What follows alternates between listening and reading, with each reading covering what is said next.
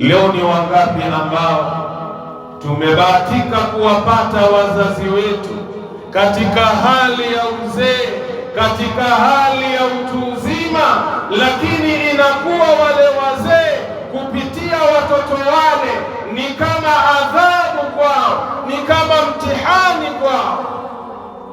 Mtoto amemfundisha, mtoto amemsomesha, mtoto amemvisha, amemlisha, amemwandaa kuwa na maisha bora.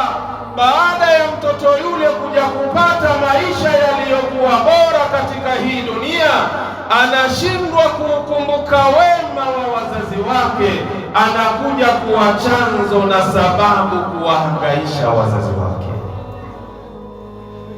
Leo ni vijana wangapi wamewafukuza wazazi wao katika majumba yao?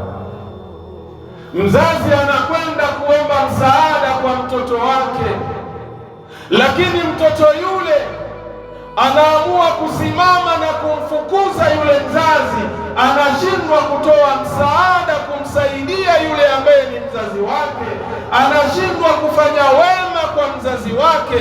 Yote ni kwa sababu ya muongozo ambao anaoupata kutoka kwa mke wake.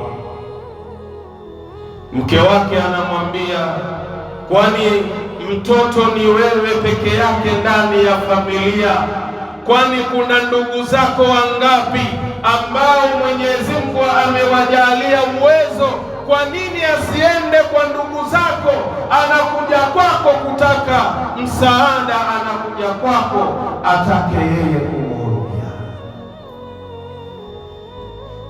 Wangapi ndio imekuwa ni chanzo na sababu wake zetu leo sisi vijana tunakwenda kuwafukuza wazazi wetu, hawapati msaada.